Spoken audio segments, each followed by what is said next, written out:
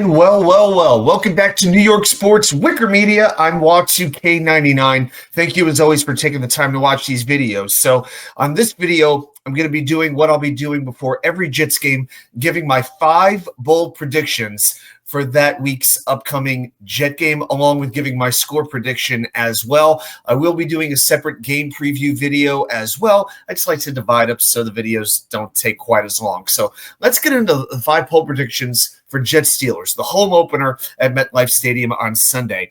I'm going to say the Jets get under 60 yards rushing from running backs.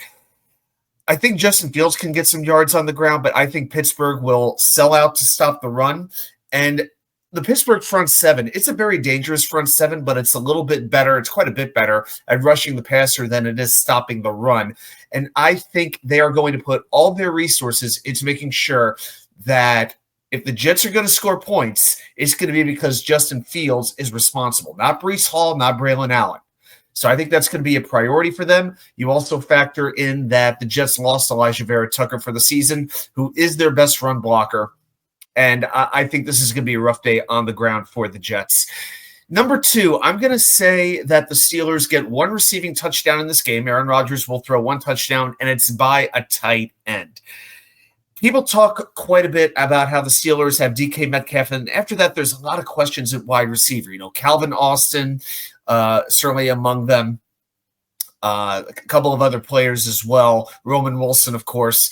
But the Steelers are pretty stacked at tight end. Pat Freiermuth has been there for a couple of years now. Jonnu Smith, he came over in the trade for Minka Fitzpatrick. And you also have second-year man Darnell Washington, who's really been turning some heads during the preseason. So I could see a lot of Arthur Smith, the offensive coordinator, loves to use multiple tight ends, and I think you're going to see a lot of that on Sunday. So I'm going to say one of those tight ends scores the Steelers' lone receiving touchdown. Number 3, I'm going to say something positive about the Jets. I'm going to say they sack Aaron Rodgers 4 times. Might be a little bit bold. But these are bold predictions. I'm trying to get a little bit out there. I could definitely see it at least 2 because I don't trust this Pittsburgh offensive line.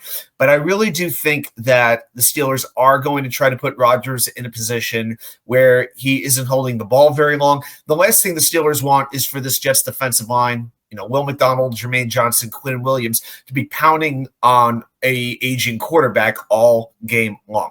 But I think it's going to be a challenge for the Steelers offensive line. It's very, very young, very inexperienced, and I think they are going to struggle against the Jets defensive front. Number 4, I'm going to say the Jets return a kickoff past midfield. I have been a big proponent of Kene Nwangwu. I've wanted him on the team all summer.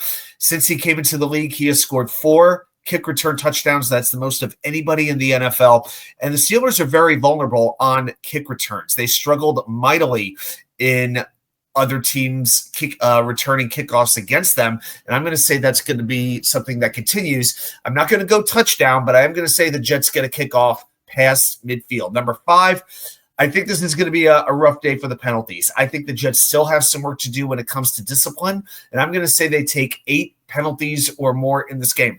Jets were the most penalized team over the last 2 years, and even over the last 3 years, they're top 3. So I don't think it's out of them just yet. So I'm going to say 8 penalties, and that's going to come back to hurt them. As far as the final score goes, you know what? I really wanted to pick the Jets in this game. I really, really did. I was going to lean Jets by a field goal, but the fact that Elijah Vera Tucker is now out of this game just 4 days beforehand, and now the Jets have to completely reshuffle that offensive line, that offense to me still really needs to come together. I do expect a relatively close game. I certainly expect it to be a 1-score game, but I have too much respect for Mike Tomlin. I think it's just going to be a little bit too much for the Jets to handle. I'm going to go Steelers 20, Jets 13. And, of course, I want to be wrong. And hey, oftentimes I can be wrong, but yeah, realistically, maybe it's just the AVT injury weighing on me right now, that I'm not quite over, but, I think the Jets got off to an 0-1 start, unfortunately. So those are my thoughts. Also check out the full game preview, which will be up Friday as well. Thanks everybody for watching, and I will see you all right back here with more content from you know where. The Wicker Chair.